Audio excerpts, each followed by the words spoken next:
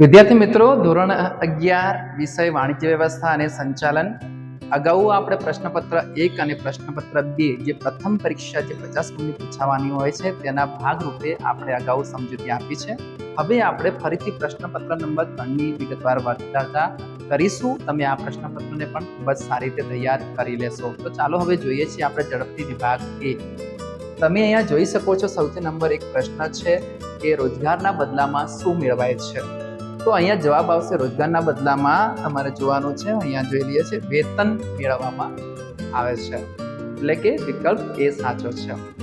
બીજું છે આરટીજીએસ માં ઓછામાં ઓછી કેટલી રકમની ફેરબદલી કરી શકાય છે.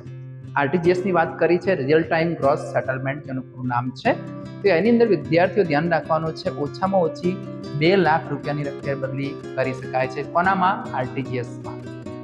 હવે આપણે જોઈએ છે પ્રશ્ન નંબર 3 જોઈએ છે, વૈકલ્પિક પ્રશ્ન આ નીકાળી દઈએ છીએ પહેલા. હવે તમે જુઓ, આગળ જોઈએ. તમારી સામે તમે જોઈ શકો છો, આપણે ભારતમાં જીવન વીમાનું ધંધાનું રાષ્ટ્રીયકરણ ક્યારે કરવામાં આવ્યું છે. અહીંયા જવાબ 4 વિકલ્પો આપેલા છે. તમારે સાચો જવાબ આવશે વિકલ્પ સી, 1956માં ભારતમાં જીવન વીમાના ધંધાનું રાષ્ટ્રીયકરણ કરવામાં આવેલ છે. આગળ જુઓ, એક પ્રકારનું ઇલેક્ટ્રોનિક ચલણ જે માત્ર સાયબર સ્પેસમાં જ અસ્તિત્વમાં ધરાવે છે તે એટલે શું? તો યાદ રાખજો, જવાબ આવશે વિકલ્પ ડી, તમારે સાચો ઉત્તર છે એનો. નેક્સ્ટ ક્વેશ્ચન જુઓ, ભાગીદારી ખતપત્ર કેવું હોવું જોઈએ. હવે અગાઉ આપણે વાત કરી ચૂક્યા છે, ભાગીદારી જે ખતપત્ર હોય છે મૌખિક કરતા લેખિત હોય તે વધુ હિતાવહ છે. આ રીતે આપણે તૈયારી કરીશું. તો આ રીતે આપણે સેક્શન એ ની વાત કરી છે. તો વિદ્યાર્થી મિત્રો, હવે આપણે ઝડપથી જોઈએ છીએ સેક્શન બી, જેની અંદર પ્રશ્ન નંબર 1 છે દૃષ્ટિકોણનું સર્જન એટલે શું. તો અહીંયા તમે ધ્યાન રાખો કે દૃષ્ટિકોણનું સર્જન એટલે વસ્તુ કે સેવાની ઉપયોગિતામાં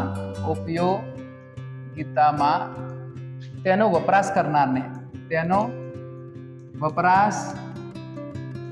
કરનારને સંતોષ આપવો. શું કહે છે? તેનો વપરાશ કરનારને સંતોષ આપવો, જેને દૃષ્ટિગુણનું સર્જન તરીકે આપણે ઓળખીશું. ક્વેશ્ચન નંબર નેક્સ્ટ છે, વીમો એટલે શું. તો ધ્યાન રાખવાનું છે, વીમો એટલે 2 પક્ષકારો વચ્ચેનો લેખિત કરાર, જેમાં વીમો લેનાર અને વીમો આપનાર બંને પક્ષકારો એકબીજા સાથે અવેજના બદલામાં ભવિષ્યમાં જે નુકસાન થવાતું હોય તો તેની સામે નક્કી કરેલી ગણતરી અનુસાર વળતર ચૂકવવાની ખાતરી આપે છે, જેને વીમા તરીકે ઓળખવામાં આવશે. તો ટૂંકમાં આપણે કહીએ, વીમો એટલે 2 પક્ષકારો વચ્ચેનો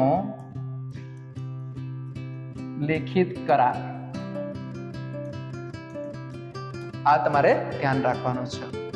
ક્વેશ્ચન નંબર 3 છે, બેંક થાપણો કઈ રીતે સ્વીકારે છે. તો મુખ્યત્વે બેંક 4 રીતે થાપણો સ્વીકારે છે, જેને આપણે કહીશું saving account, current account, recurring account અને ફિક્સ્ડ ડિપોઝિટ એકાઉન્ટ. તો એને આપણે ગુજરાતીમાં લખવું હોય તો લખીશું બચત ખાતા, બીજું છે ચાલુ ખાતા, ત્રીજું છે રિકરિંગ ખાતા અને 4 બાંધી મુદતના ખાતા. બાંધી મુદતના ખાતા દ્વારા બેંક થાપણો સ્વીકારે છે. બીપીઓનું કાર્યક્ષેત્ર દર્શાવો. તો મુખ્યત્વે બીપીઓનું કાર્યક્ષેત્ર જો આપણે 2 વાર પગમાં કહી છીએ તો આપણે એમ કહી દઈએ, ખાલી તમારે યાદ રાખવાનું છે ફ્રન્ટ અને બેંક. ફ્રન્ટ અને બેકની જગ્યાએ બેંક બોલવાનું છે. તો અહીંયા જુઓ, તમારે લખવાનું છે બેંક, ઓફિસ, આઉટસોર્સિંગ. યાદ રાખજો, આઉટસોર્સિંગ શબ્દ આ બંનેમાં આવશે, તમારે ધ્યાન રાખવાનું છે. બીજામાં પણ તમારે લખવાનું છે, બેંકની જગ્યા તમારે કરવાનું છે ફ્રન્ટ, ઓફિસ, આઉટસોર્સિંગ. આ તમારે લખી દેવાનું છે. એ છે તમારો બીપીઓનું કાર્યક્ષેત્ર. હવે કર્તા કોને કહે છે. તો યાદ રાખજો વિદ્યાર્થી મિત્રો, કર્તાની વાત આવે તો તમારે HUF, Hindu undivided family, Hindu અવિભક્ત કુટુંબની પેઢીમાં જે સૌથી મોટી ઉંમરની જે વ્યક્તિ હોય છે એને કર્તા તરીકે ઓળખવામાં આવે છે. તો HUF માં સૌથી મોટી ઉંમરની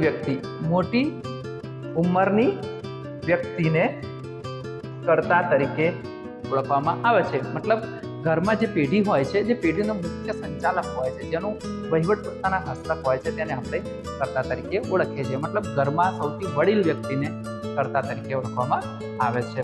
તો આ રીતે આપણે વિભાગ બીની વાત કરી છે. હવે આપણે જોઈએ છે વિભાગ સી તરફ જોઈ લઈએ ઝડપથી વિદ્યાર્થી મિત્રો. ખાસ ધ્યાન રાખજો, વિભાગ સી એટલે કે 2 ગુણનો પ્રશ્ન છે તમારી સામે. અહીંયા 5 પ્રશ્ન આપેલા છે. આ 5 પ્રશ્નોને તમે ધ્યાનથી જોઈ લેશો અને સારી રીતે તમે તૈયારી કરશો.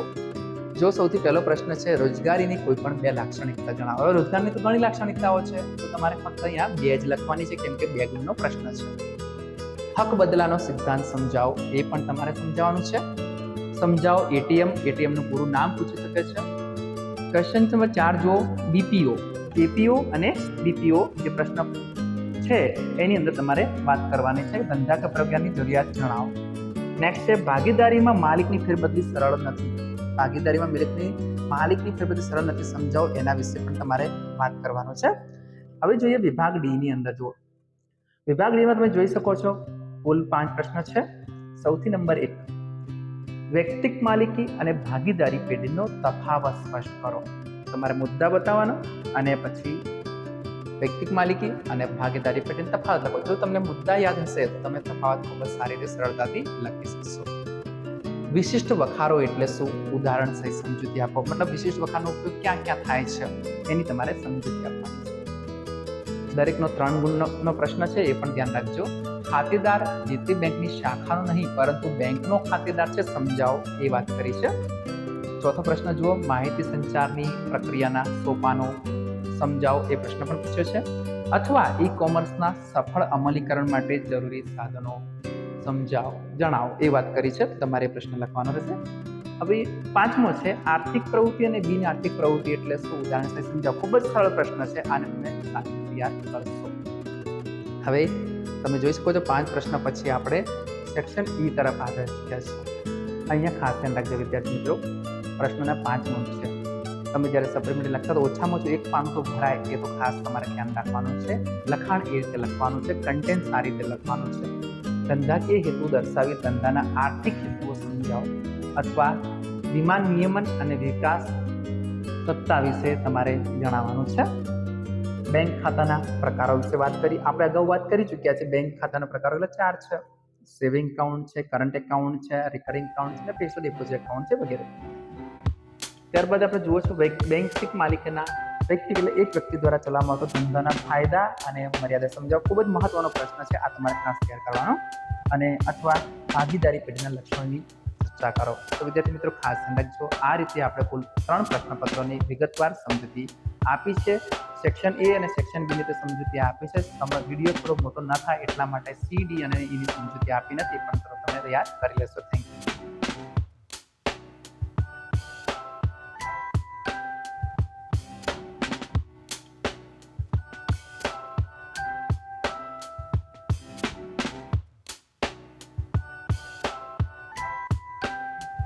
વિદ્યાર્થી મિત્રો, ધોરણ 11 વિષય વાણિજ્ય વ્યવસ્થા અને સંચાલન, જેની અંદર આપણે પ્રથમ પરીક્ષા 2025 માટે પ્રશ્નપત્ર કેવી રીતે પૂછાય છે તેની પેપર સ્ટાઇલ અને કેવી રીતે લખવું, કેટલા પ્રશ્નો પૂછાશે તેની વિગતવાર આપણે હવે વાત કરીએ છીએ. તો સૌથી પહેલા તમે અહીંયા પ્રશ્ન જોઈ શકો છો. ઉદાહરણ તરીકે વિભાગ એ, જેની અંદર તમને કુલ 5 પ્રશ્ન આપવામાં આવશે. દરેકનો 1 ગુણ હશે, એટલે કે વૈકલ્પિક પ્રશ્નો છે. તો તમે તેમાં ઉદાહરણ તરીકે જોઈએ કે ધંધાની કાર્યક્ષમતાનો માપદંડ કયો છે. તો તમે અહીં જોઈ શકો છો ધંધાની કાર્યક્ષમતાનો જે માપદંડ હોય તો એ જવાબ આવશે એનો નફો. ક્વેશ્ચન નંબર 2 તમે જોઈ શકો છો કે વિશ્વની સૌપ્રથમ બેંક ઈસવીસન 1407 ક્યાં શરૂ થઈ હતી. અહીંયા વિવિધ વિકલ્પો આપેલા છે, તો એનો સાચો જવાબ આવશે વિશ્વની સૌપ્રથમ બેંક જીનીવા ખાતે 1407 શરૂ થઈ હતી. પ્રશ્ન નંબર 3 તમે જોઈ શકો છો વીમા નિયમન વિકાસ સત્તા ઈરડાની સ્થાપના ક્યારે થઈ.